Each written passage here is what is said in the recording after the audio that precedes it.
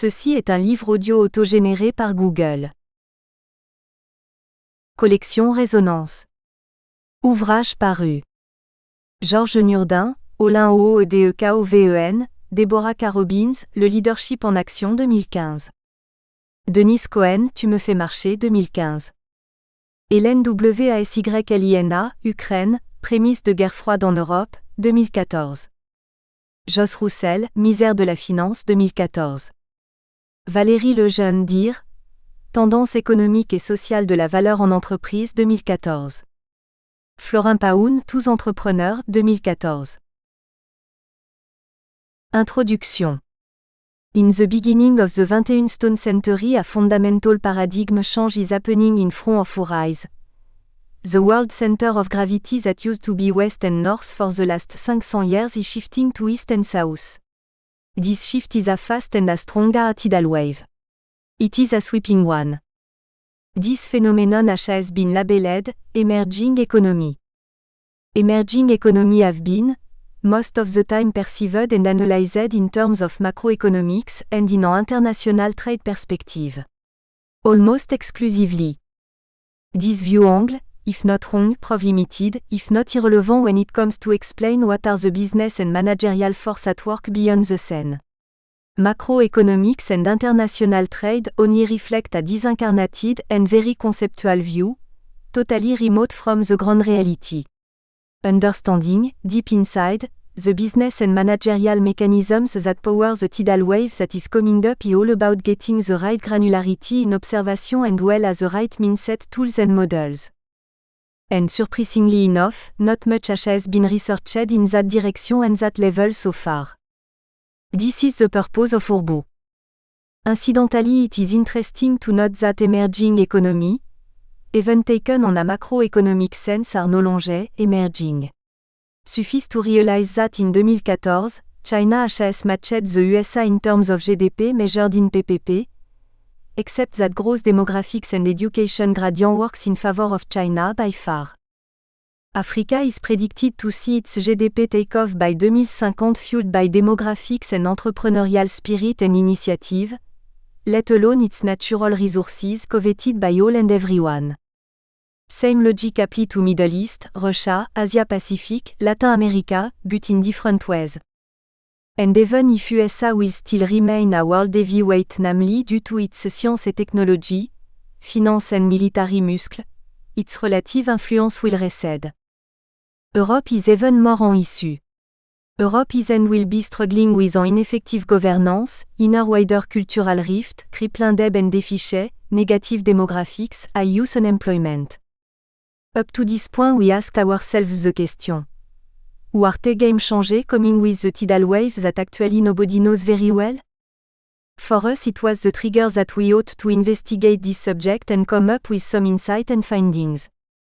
And so did we engage in this journey like Renaissance explorers, embarking to discovering a new world following the ascending sun course. Since we all know for a fact and a metaphor that the sun sets by the Occident and rises at the Orient, into the world of the emerging multinational. But what were we going to find? Were the new territories going to be a continent or an island, or an archipelago, a new Polynesia from the Greek, poly égale numerus, and nesia égale islands? We investigated more than 100 emerging multinational. The minimum criteria was that they would operate outside of their original territory, and not just export but truly operate foreign businesses on foreign soil, and that they would weigh over $1 million. We also based on our own personal experience of leading companies in Africa, Asia, Latin America, Russia, Near East and the Pacific Rim over 40 years. We interviewed chairman and CEO and particularly screened 26 companies. 3 findings came out. We found neither a continent, there is more than one or very few mega-emerge multinational, nor in a more allegoric way, did we find an island that is a one-size-fits-all business model or strategical scenario. But of course there were more than one island. We did discover an archipelago, a huge one, a new Polynesia, Polynesia from the Greek poly meaning many and nesia, nesia meaning islands. But within this Polynesia, we could find some order out of the apparent chaos. We identified from this Polynesia, a typology of business models and strategic scenarios that we could further segment in two main modes encompassing 6 generic models. The brutal force mode. This encompasses the generic models and strategies that are leveraging from what one would intuitively expect from an emerging multinational. International verticalization, basing on abundant and cheap resources already at hand in the country of origin.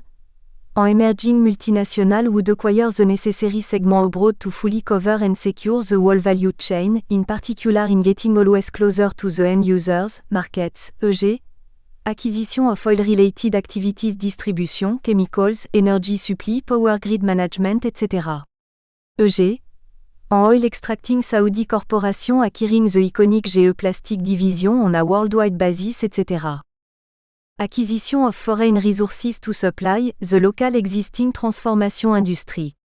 This is more or less the reverse scenario to the one described above. E.g., huge steel mills and iron casting facilities located in China will go through a phase of massive acquisition of iron ore mine abroad, port and shipping facilities to secure and control the whole supply and transformation chain, thus making sure that this vital local industry is always up and running. The Smartitude mode. What comes out are real findings are the forthcoming generic strategies or business models that we labeled under the generic neologism Smartitude, that we opposed to Fatitude. Let's us explain what we meant. Most of the times, if not all the times, emerging multinationals do not have the luxury to operate in an environment loaded with facilities and having at their fingertip high-quality available resources. They do not have access to abundant superstructure, support service, layers of administrative staff, let alone basic infrastructure, etc. In other words, they just don't have the luxury to do with any fat at all, contrary to their developed alter egos. The latter is what called the fat attitude, Fatitude. Instead, we found out that emerging multinationals did not have any fat on, they were all muscle, but also did they have to make do with what they had. They had to be smarter. Tina, there is no alternative, a famous British Prime Minister would have put it. This attitude of having to be smarter or we called it Smartitude, a neologism for smart attitude. And this what we found out. In these 4 generic scenarios, the power behind the tidal wave is the Smartitude, not the brutal force, contrary to a preconceived idea. This is a major challenge to the Western set of traditional virtues, or at least the way they would traditionally segment the world and place themselves in this world, the West and the rest, I would epitomize Niall Ferguson. Well, the finding, moreover, is that this is no more the paradigm. And that Smartitude is the DNA of this game-changing emerging multinational. What are those 4 generic Smartitude-based strategies? To turn a local brand into a worldwide brand? This is the case for Natura of Brazil, which, basing on Brazil's exceptional biodiversity, has engineered, designed, and developed a unique portfolio of products and a brand that is now all over the world, having even very successfully set foot in the most competitive arena for cosmetics and perfumes, that is Paris. That is also the case for Samsung, Haier, Mahindra, Tata, etc. And making a brand a worldwide one, especially when competing against century long-established Western brands, is no easy task. It requires when you do not have the luxury of brutal force Smartitude instead. To leverage R&D and engineering capabilities to internationalize. This is the case for companies like Haier of China, or Arçelik of Turkey, or Shigo of China, which have engineered, designed and developed products and services that are perfectly adapted and apt to their environment, that is the one of an emerging country. And these R&D and engineering capabilities are the vector to penetrate other emerging economy having similar pattern or specific customer segment of developed economy. E.g. mobile phone having extra long-lasting battery capacity, initially to cope with power Q in the third world, has proved extremely successful in some of the first world market segments. To develop a niche strategy that would allow, basing on a specific expertise, to control the total value chain of a specific business segment and become a world dominant player in that field. This is for example the case of Johnson Electric of Hong Kong or Marico of India, which are among the top 5 worldwide in the small rotary electrical engine or hygiene products respectively. To roll out worldwide, most of the times by means of acquisition, their homemade and homegrown smart business model. This is the case of Cemex of Mexico, which has developed a unique and highly effective business model. Cemex is actually using its home-developed and homegrown business model to turn around loss-making cement operations that it acquires abroad and to turn them in highly efficient units. This is also the case of Wipro and Tata Engineering Units, both of India. Awell a trois mains international development models: acquisition, organic growth or partnership, used by state-controlled vehicles or private operators. With also made findings that it comes to preferred vectors of multinational growth that intersect industry sector, country of the origin of ownership and the form of ownership, that explain for most of the investments pattern. Here again we found out a typology, opposed to apparent chaos. After, we connected test findings to the N12 model à Italosa for a diagnose along each of test 12 relevant dimensions but a well for a monitoring, following up improvement and reinforcement mechanisms. And ultimately, since we were already exploring this terra incognita, we used the opportunity to try to see beyond the tidal wave of the emerging multinational into the next wave. And this next wave does exist. It is already formed and moving. It is made of very smart local companies that are not multinational as such yet, APR or predefined criteria, but are already extremely strong and looking forward to it. In conclusion, the emerging multinational are the true game changer, the dynamos that are powering the emerging economy, making this paradigm shift happen. The emerging multinational are themselves all having in common a game-changing DNA element, the smartitude. They are all muscle no fat. However, in their conquest of the economic and business world and especially setting foot and operating a true heavyweight multinational, they will have to address two main issues. The first one is how to interface and manage with culture and environment and value, that are always different, and sometimes opposite to the value and beliefs that were the very core of their success in their region of origin. Or to take it one step further, how to leverage from their core value, models and beliefs in countries and regions totally different and remote in many ways from their own. This situation is addressed at length in a former research via the N12 model. The second one is governance and leadership. Most of those emerging multinational are young, very young, some of them even in their infancy are opposed to their Western counterpart. They started, for most of them in the 60s or later. And that, in youth, is a strength, and it is definitively a positive constituent of their smartitude DNA, gene pool. Yet, taking a closer look, they are still either a pure family business, the first of second generation of the founders are populating the entire boards and management position, or they are still an integrated arm of governmental or state structure, typically China mainland. In both cases, as they become true heavyweight, multinational, governance and leadership will become the nexus of their future success.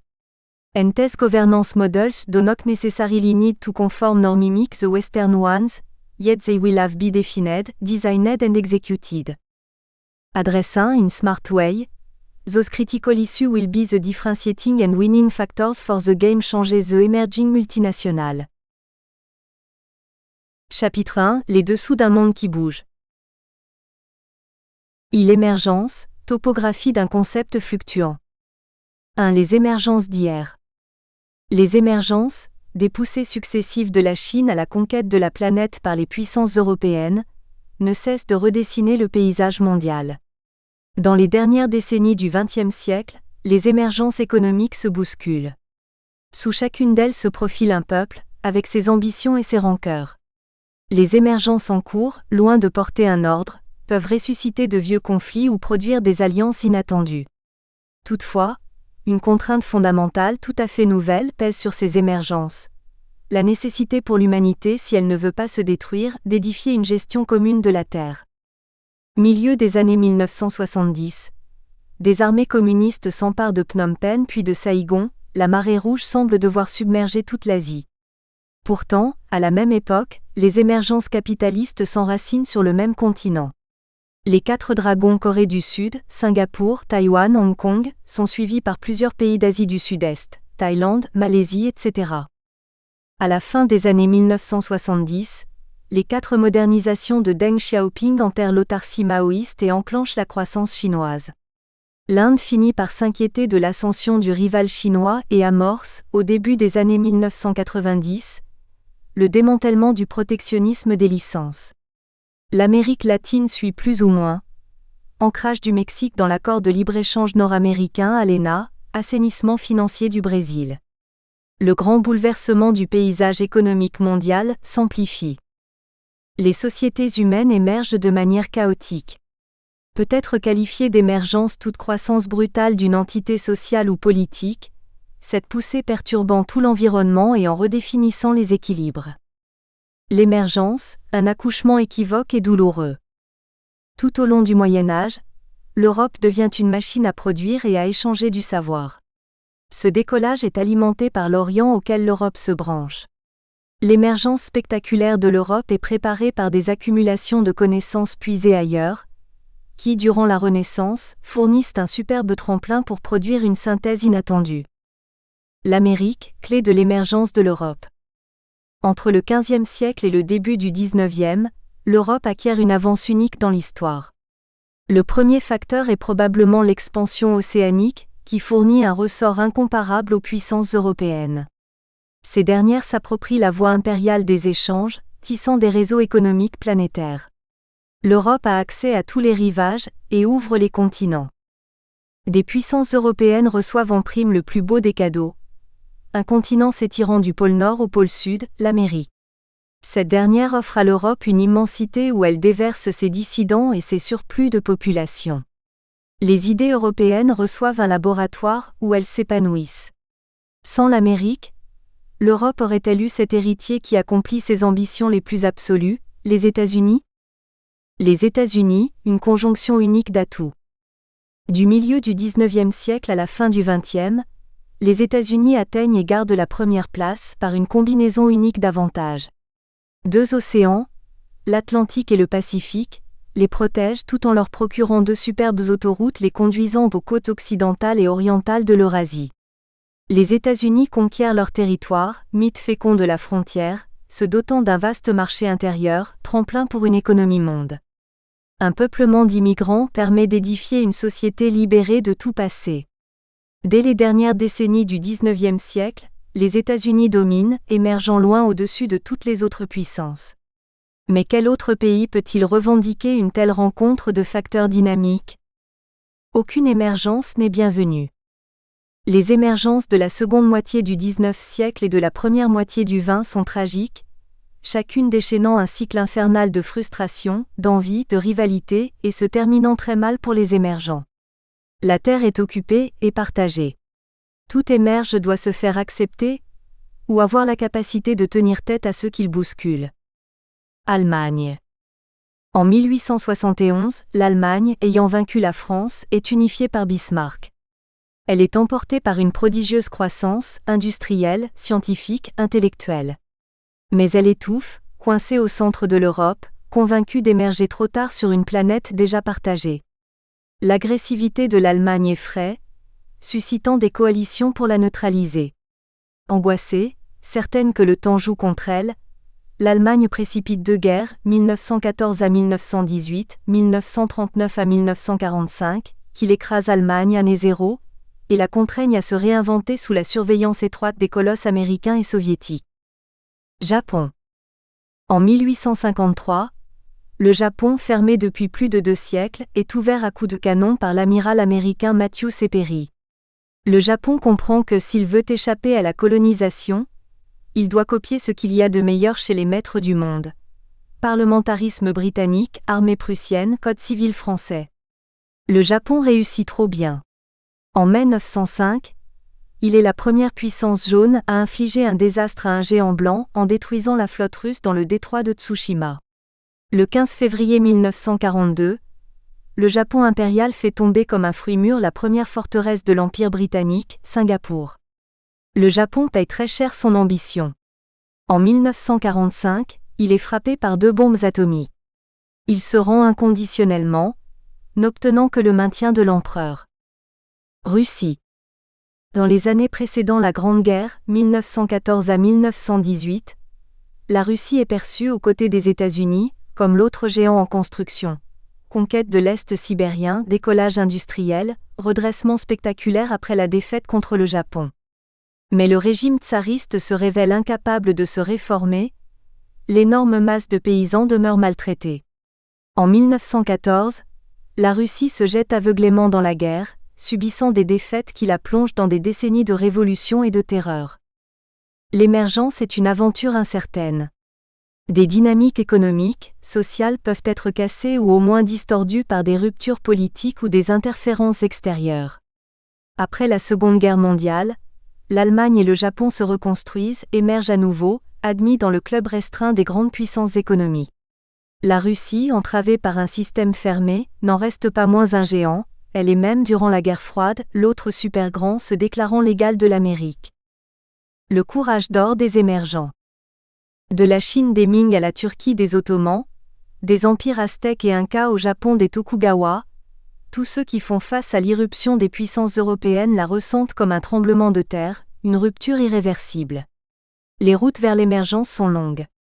Toutes passent par une phase violente de nationalisme exaspéré, de souverainisme virulent. Chine maoïste, Vietnam avec sa guerre de libération de 30 ans 1946 à 1975. D'abord être soi-même. La richesse, la prospérité, la consommation viendront plus tard. Les émergences de la fin du XXe siècle se font dans un monde surencombré. Les lourdes et coûteuses infrastructures de la première industrialisation laissent en principe place à des installations beaucoup plus souples. Usines automatisées, utilisation systématique des satellites, équipements miniaturisés. Ces émergences du deuxième ou troisième type s'accomplissent 3 ou 4 fois plus vite que celles des 19e-20e siècles. Le parcours que les nations européennes réalisent en 1 ou 2 siècles, les émergents le font en quelques décennies. Les voici âgés sans avoir eu le temps de mûrir. Tout va très vite, trop vite. La poussée des classes moyennes. À partir des années 1990 à 2006, les classes moyennes augmentent massivement dans les pays émergents. En 2005, environ 5% de leur population, en 2015, 20%, en 2025, plus de 40%. Ce phénomène suit et amplifie les poussées des 2 derniers siècles. Au XIXe siècle, apparition d'une importante classe moyenne en Europe occidentale. Dans les années 1950 à 1980, élargissement de ces couches monde occidentales dans le sillage du baby-boom des 30 glorieuses. La première poussée se confond avec l'âge d'or, puis la montée aux extrêmes, dans l'entre-deux-guerres, des nationalismes européens. La deuxième poussée accompagne la percée de la société de consommation. En ces années 2000, les classes moyennes des pays émergents se constituent dans un monde aux interdépendances et connexions sans précédent. Système industriel planétaire, réseau d'information, moyens de transport. Ces classes moyennes peuvent tout aussi bien se livrer une concurrence de plus en plus féroce pour les biens, pour les emplois, ou au contraire inventer des formes mondiales de partage, de solidarité. De même, les défis alimentaires ou écologiques peuvent conduire ces classes moyennes à se disputer âprement des richesses de plus en plus rares ou, à l'inverse, les amener à imaginer des gestions plus raisonnables, plus sages des ressources. La conscience idéologique de ces classes moyennes est loin d'être stabilisée. Elle peut tout aussi bien s'exalter dans un universalisme généreux, ouvert, tolérant que renouer avec le radicalisme fiévreux des années 1930, ainsi des velléités HE accent aigu GE accent aigu monique de la Chine. Des jeunesses si nombreuses. Le chômage des jeunes touche toutes les sociétés, plusieurs facteurs se cumulant, modernisation trop lente, héritage d'une natalité élevée, formation inadéquate, etc. Les pays émergents, loin d'être à l'abri de ce fléau, en ressentent toutes les menaces. Génération perdue abdiquant toute ambition, séduction des extrémismes. L'Inde illustre l'extrême difficulté qu'a tout pays émerge d'avoir un développement équilibré, non seulement approchant une forme de plein emploi, mais encore créant des emplois relativement qualifiés pour le plus grand nombre. L'Inde ne réussit pas à se doter d'industries de main-d'œuvre offrant aux plus pauvres, aux moins éduqués, des capacités d'ascension. Le textile et l'habillement se délocalisent du Mexique vers la Chine, de la Chine vers le Bangladesh, le Vietnam, le Cambodge. Les villes indiennes grouillent de petits boulots mal payés, sans perspective d'ascension sociale. Gardiens d'immeubles, livreurs, cireurs de chaussures. Des pays émergents, Inde, Brésil, etc., croulent sous des carcans législatifs, réglementaires, financiers, des entassements de subventions, des pratiques syndicales contestables. Comment ne pas gaspiller les jeunes ? Si les émergents échouent à leur fournir du travail, ces pays ne seront-ils pas emportés par de nouveaux extrémismes ? L'État-providence est-il encore possible ? L'accélération de l'histoire se manifeste par la multiplication des revendications sociales chez les émergents, alors que ces derniers sont loin de disposer d'une richesse collective permettant de garantir certains droits matériels, droit à la santé, droit à une éducation élémentaire gratuite. L'État-providence que les Européens ont mis un siècle à bâtir, peut-il se concrétiser dans les pays émergents ? L'État-providence est l'enfant de l'histoire de l'Europe. Faillite des 2 guerres mondiales, imposant aux États d'acquérir une nouvelle légitimité, décennies de croissance ininterrompue, 30 glorieuses, espace étatique fermé, notamment pour la circulation des capitaux, facilitant des solidarités institutionnelles fortes. Aujourd'hui, la richesse circule, l'État est de plus en plus dans une relation de marchandage avec ses citoyens. De quelle manière les pays émergents couronneront-ils leur développement, s'il se poursuit par une société plus équitable, alors que tant de dynamiques stimulent le creusement des inégalités ? 2. La nouvelle vague des émergents. D'ici 2050, 19 des 30 premières économies mondiales seront des pays qualifiés aujourd'hui d'émergents. Comment cette nouvelle organisation mondiale influencera-t-elle votre activité ? Cette publicité de la banque britannique HSBC, parue en mai 2013 dans le quotidien économique Les Échos, est révélatrice de l'évolution de l'économie mondiale. Au début du XXIe siècle, une nouvelle vague de pays apparaît sur la scène économique internationale, drainée par la croissance à 2 chiffres des BRICS.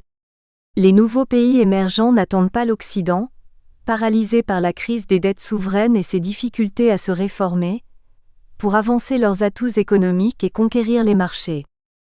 Pourtant, la définition de ces pays émergents est restée floue.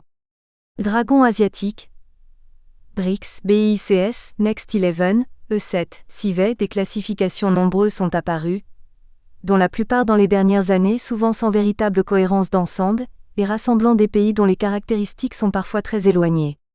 Pourtant, la plupart des études économiques à l'horizon 2050, tant celles de HSBC que de PricewaterhouseCoopers, sont unanimes pour anticiper la montée en puissance économique des pays dits du Sud. Déjà, les pays émergents qualifiés de BRICS ne sont plus vraiment émergents et peuvent être désormais qualifiés d'émergés. Quand un État comme la Chine maîtrise des technologies avancées et s'apprête à exporter des centrales nucléaires et des trains à grande vitesse, peut-il être encore qualifié d'émergent ? Quand le Brésil réussit la plus grande levée de fonds boursière au monde avec son entreprise publique pétrolière Petrobras, accueille la Coupe du monde de football en 2014 et s'apprête à réaliser une ligne à grande vitesse entre Sao Paulo et Rio de Janeiro, peut-on considérer, exception faite des fortes inégalités, que ce pays présente encore majoritairement les caractéristiques d'un pays en développement ? Ce débat est d'ailleurs celui qui a cours, depuis maintenant quelques années, au sein de l'Organisation mondiale du commerce, OMC, lorsque les pays développés refusent d'ouvrir davantage leurs marchés aux BRICS, considérant que ces derniers ne doivent plus bénéficier des avantages concédés aux pays en développement. En réalité, les nouveaux pays émergents sont ailleurs. Cet ailleurs se situe principalement en Asie et en Afrique subsaharienne, dans des régions où l'influence française se réduit fortement ou bien est peu développée. Cet ailleurs réduit ainsi progressivement l'Europe, selon le mot de Paul Valéry, au rang de petit cap du continent asiatique, éloigné de la future croissance mondiale et en marge des prochaines principales routes commerciales. Les critères retenus pour définir l'émergence économique sont divers et relativement imprécis. Ainsi, La plupart des classifications ne procèdent pas d'une analyse économique rigoureuse et souvent, les pays se retrouvent classés sous plusieurs acronymes. Il convient de noter parmi les définitions en cours, celle de Christophe Jaffrelot, professeur à Sciences Po Paris, qui traduit la notion d'émergence par les critères suivants: une croissance économique forte et durable, un État stable et interventionniste, un désir de participer aux affaires du monde. Cette recherche de classification des économies émergentes est apparue dans les années 1970, au moment où le choc pétrolier de 1973 mit soudainement fin à la suprématie économique du Nord et qu'ont surgi les premiers pays émergents asiatiques, les fameux dragons. Par la suite, l'émergence a été une notion reprise par les banques anglo-saxonnes, au premier rang desquelles Goldman Sachs et HSBC, pour chercher à offrir aux investisseurs une rentabilité élevée sur certains marchés et présenter des opportunités d'affaires. Dans les années 1970, l'émergence de 4 dragons asiatiques, Corée du Sud, Taïwan, Hong Kong, Singapour, a mis sur le devant de la scène des pays qui depuis les années 1960 connaissaient une phase d'expansion économique et de modernisation très rapide. Ces 4 pays, dont 2 cités-États, sont de tailles très différentes mais avec des densités de population très fortes parmi les plus élevées au monde. La Corée du Sud compte 49 millions d'habitants, Taïwan 23 millions, Hong Kong 7 millions et Singapour 5 millions. Singapour et Hong Kong sont parmi les tout premiers pays en termes de densité, avec respectivement 7 700 et 6 400 habitants par kilomètre carré. Pour se développer, ces pays ont profité du marché et des investissements japonais, ainsi que de l'aide économique des États-Unis, présents dans la région pour des raisons stratégiques. Les 4 dragons ont utilisé le coût peu élevé de leur main-d'œuvre et se sont spécialisés, progressivement, dans les activités industrielles à haute valeur ajoutée, automobile, électronique grand public. Hong Kong et Singapour ont plus particulièrement bénéficié de leur activité portuaire et de la présence de capitaux commerciaux pour se développer. La Corée du Sud a investi massivement dans la constitution de grandes firmes, les chaebols, qui ont accéléré le développement de l'économie, tandis que Taïwan a fondé sa prospérité économique durant cette période sur l'aide américaine et l'activité de PME exportatrices et innovantes. Ces 4 dragons ont suivi le modèle économique développé par le Japon. Un État fort, une priorité à l'exportation, impliquant des coûts de main-d'œuvre peu élevés, un marché intérieur protégé, un effort considérable d'épargne et d'éducation. Ce modèle leur a permis un décollage économique spectaculaire, avec des rythmes de croissance de 10% par an. Après les 4 dragons, les bébés tigres sont apparus dans les années 1980. Selon les époques et les définitions, ces tigres regroupent la Thaïlande, la Malaisie et l'Indonésie, auxquels s'ajoutent les Philippines et le Vietnam.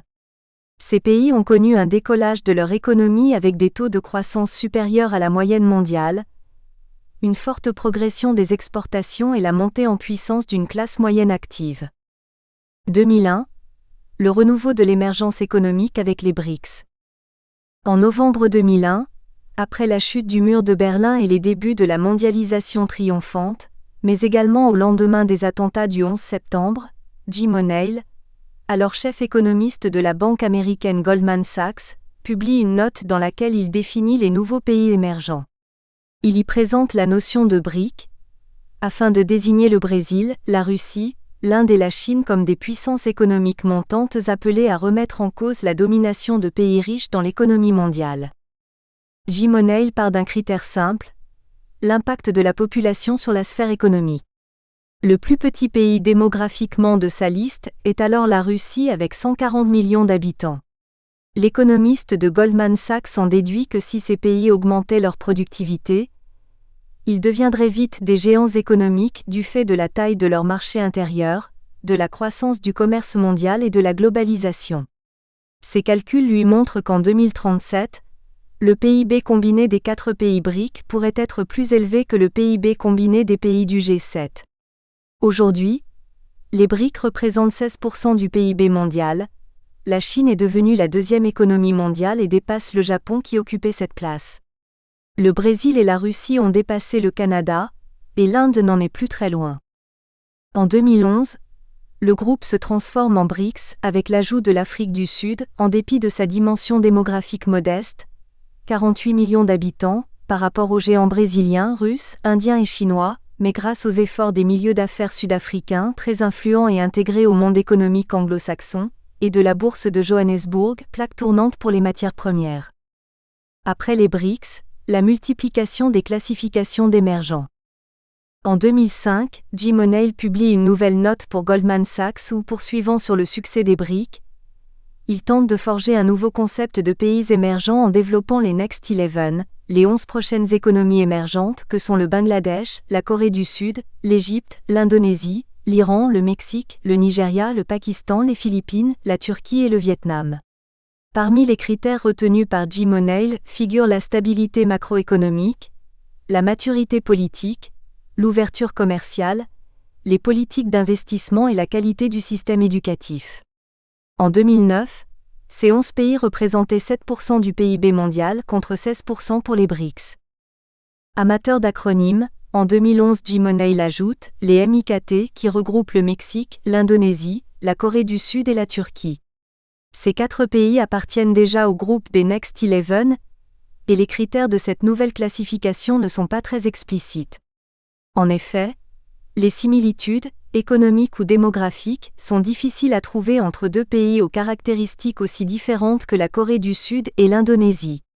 Cette classification serait utilisée essentiellement dans le domaine financier, où elle fait référence aux obligations émises par les gouvernements de ces pays. Dans son premier rapport sur le monde en 2050, PricewaterhouseCoopers mettait en avant les pays dits E7, regroupant les économies émergentes, d'où le E, les plus importantes en 2050, la Chine, l'Inde, le Brésil, la Russie soit les BRICS, l'Indonésie, le Mexique et la Turquie. Ces pays sont opposés aux pays du G7, c'est-à-dire aux 7 premières économies mondiales que sont les États-Unis, le Japon, l'Allemagne, la Grande-Bretagne, la France, l'Italie et le Canada.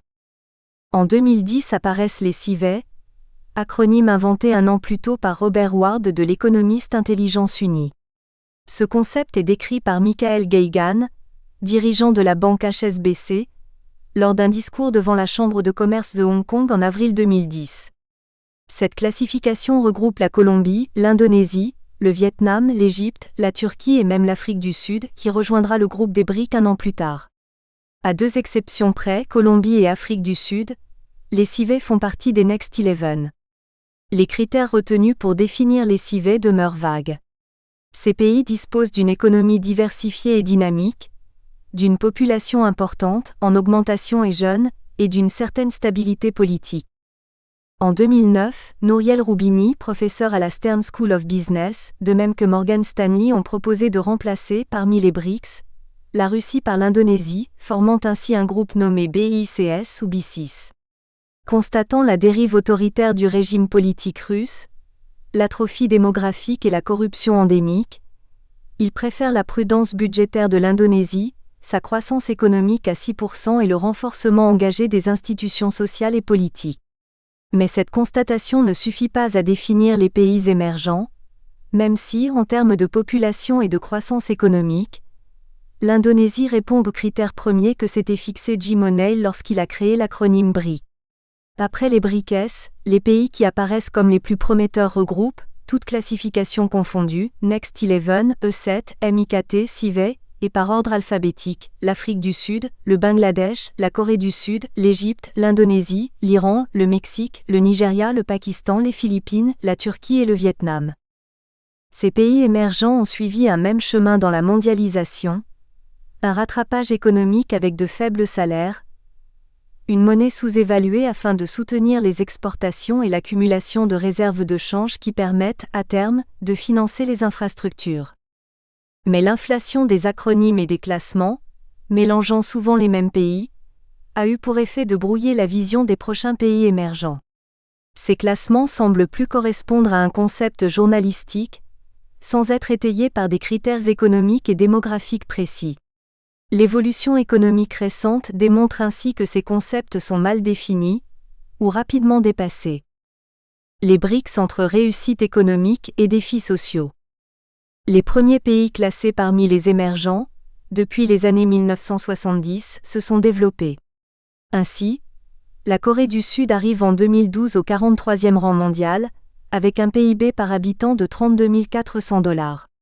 À titre de comparaison, la France arrive au 40e rang mondial avec un PIB par habitant de 35 500 $. Depuis 1996, la Corée du Sud est d'ailleurs membre de l'Organisation de coopération et de développement économique, OCDE, organisation souvent qualifiée de club des pays riches. Les autres dragons asiatiques ont également été appelés nouveaux pays industrialisés et sont considérés, depuis les années 1990, comme des pays développés. Ils disposent désormais d'un niveau de vie comparable, voire supérieur, à celui des pays de l'Union européenne ou du Japon. Leurs indices de développement humain, IDH, sont parmi les plus élevés au monde. En 2012, Singapour et Hong Kong se sont rangés parmi les pays les plus riches du monde, avec un PIB par habitant de 60 900 $ pour le premier, 7e rang mondial, et 50 700 $ pour le second, 13e rang mondial. Ils sont définitivement à considérer comme des pays développés. Plus récemment, dans la dernière décennie, les BRICS se sont également développés. Ils représentent aujourd'hui 18% du PIB. Nous espérons que vous avez apprécié cet aperçu. Pour continuer à écouter ce livre audio sur Google Play Livres, utilisez le lien dans la description de la vidéo.